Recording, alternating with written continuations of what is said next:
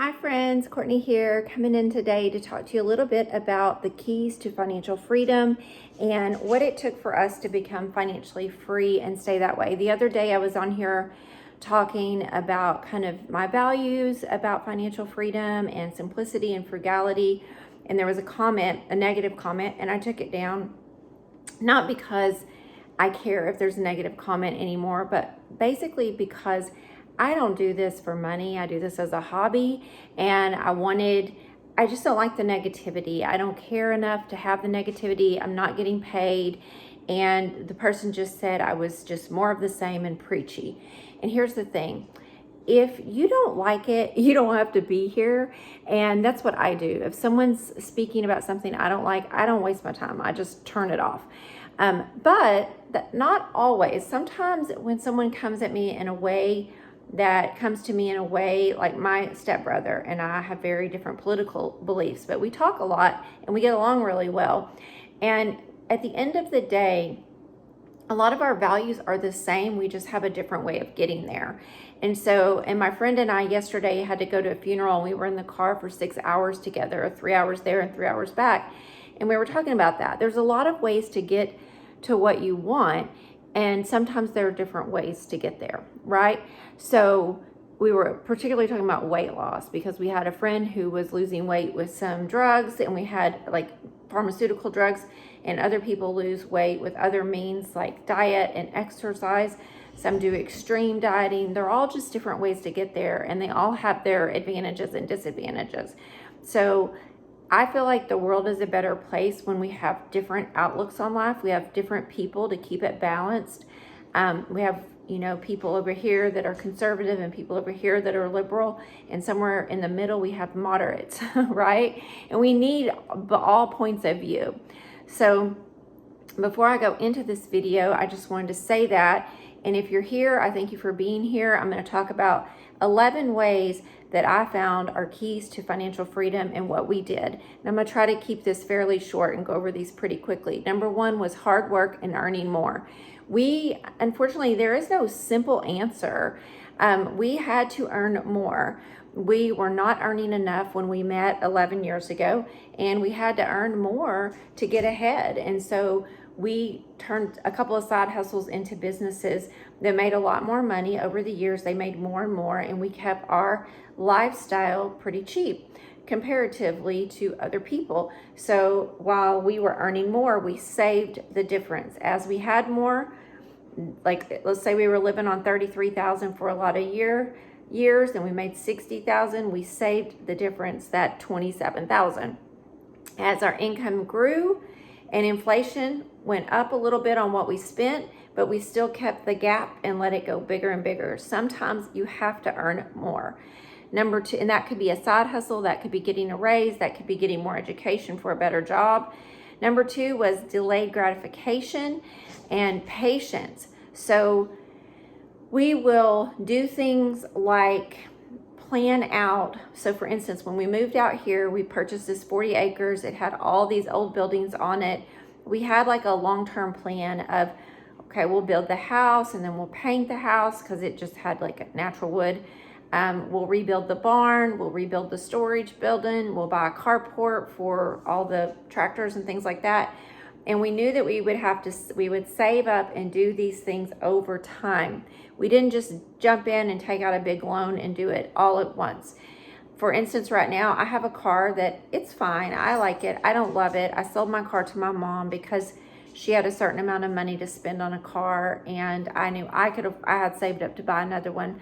I kind of made a quicker choice than I probably should have. Sorry, my dog is drinking water and I don't want to edit this because of that. But I know that I'm going to drive this car. My plan is to drive it for at least 5 years, sell it, and then buy something else with money I have saved up. And gratitude.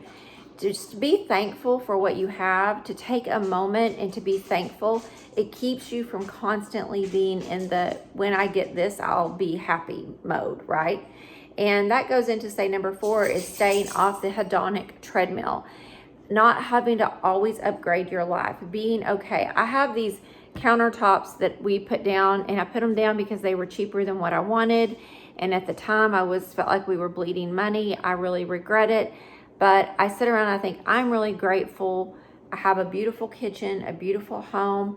I don't have to have new countertops. I don't have to upgrade to something else. I'm shooting this on an iPhone 11 Plus. That's quite an older phone. There have been so many models since this one came out. I paid cash for it. I don't have to constantly be upgrading to feel good about myself. You know, I drive a Honda. I could afford to drive a Mercedes, but I don't, because the difference in the cost of the Honda and the Mercedes went into the stock market to help fund my retirement. Number 5 is frugality. It adds up, and I'll give you one example. We have rural internet, and up until this year, we didn't have anything else available to us. And for my house and our little cabin, it was $210 a month. Currently, I have a special, but I'm gonna give you the full price. We finally got fiber optic, or whatever it's called, the cable stuff that they run in the ground. And it's $100 a month all in, taxes and everything, for 2 houses. That is saving us $1,220 a year for changing out our internet. For every $100 you save on your spending per month, that's $30,000 less you have to have in your investments to generate income for the rest of your life. So I do look at the little things. I look at the little savings. I don't think about, well, that's just saving me $50 a month or $10 a month. I know that it all adds up, and it can be the difference between needing $60,000 a year or $65,000 a year. And money saved is money you don't have to earn or pay taxes on. Number 6 is minimalism-ish. Getting to a middle class lifestyle and staying there. I currently have a family member who's trying to move, and I understand why they want to. They have a child and all of that. However, they want another bedroom to store stuff. And my feeling is, and that's their business, and I'm not trying to say anything negative about them because I love this person very much, but my feeling is the less you have, the less you need. A lot of times we need to reduce what we have and reduce our commitments, reduce our, load of just crap that we have in our houses. We generally need a lot less to live on than we think we need. And so the more we have, the more we have to pay for space to store that stuff. My husband is not minimalish. I am. And so getting on the same page with that can be hard when you're partnered up. But I am constantly getting rid of stuff. I love open spaces. Number 7 is just consistency, just doing the same things over and over and over again to save money. Watching your grocery bill, the daily things in life. Yesterday, my friend and I went out and went to the funeral. We packed our lunch. I packed our lunch. I packed our drinks. We packed our water. We did not stop at a gas station, but to use the bathroom. We did not buy anything. The attendant was perfectly fine with that. Normally I will, but we don't have to do that. We both had clothes on that we had gotten at resale shops or thrift stores. We both had darling little dresses on from boutiques that originally came from boutiques or Target, and we both got them at resale shops. We were laughing, and we both painted our own toenails. I do go to the pedicure once in a while, but it was just funny because we both live that way. And so we are consistently frugal. And when you have these habits all the time, you buy things from the thrift store that you need, not just to buy junk.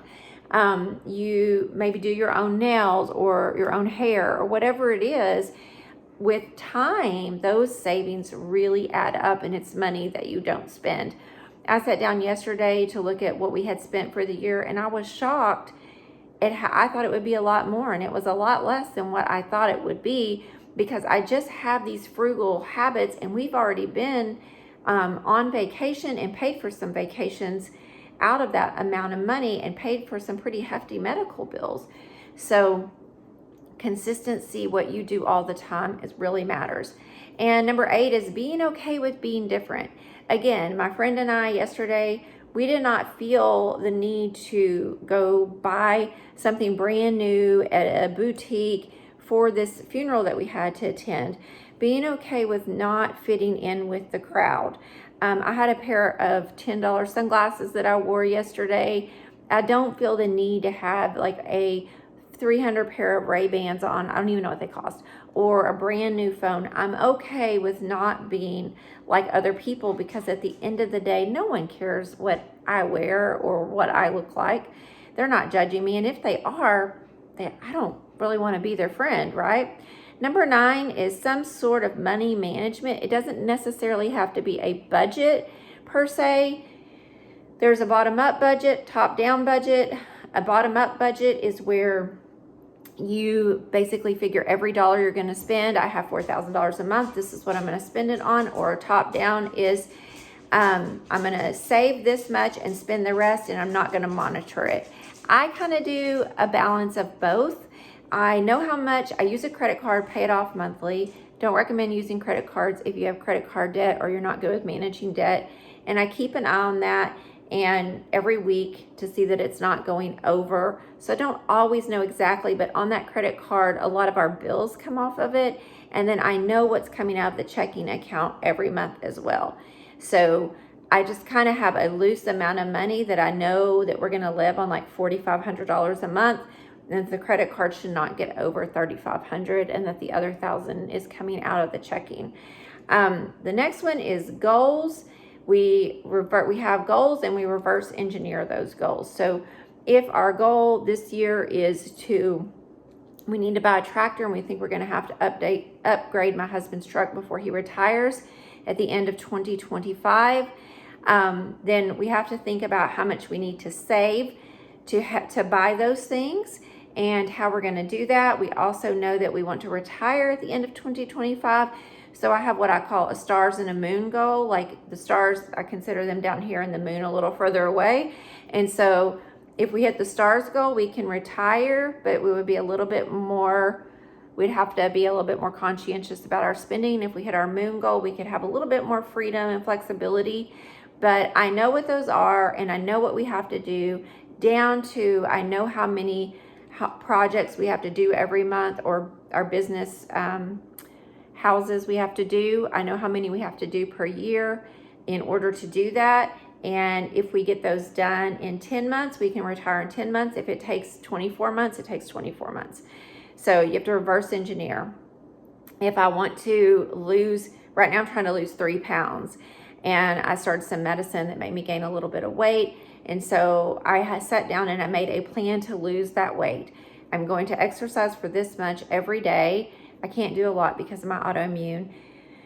I'm not going to eat sweets for the next 10 days. I'm only doing 10-day increments right now just to make it easy. Things like that. Like I have a plan. No sweets, do 15 minutes of exercise a day or so.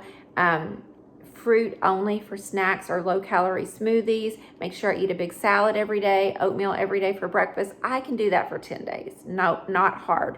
But you got to think of the goal and what are the steps to get that goal.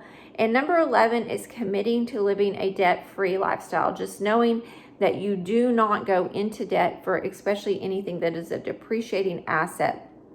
Anything that goes down in value, you never go into debt for that. And if you do not have cash to pay for it, you cannot afford it. Being able to afford payments is not being able to afford something. So I hope this has been helpful. If you like this, please give it a thumbs up and subscribe. Thank you. Bye.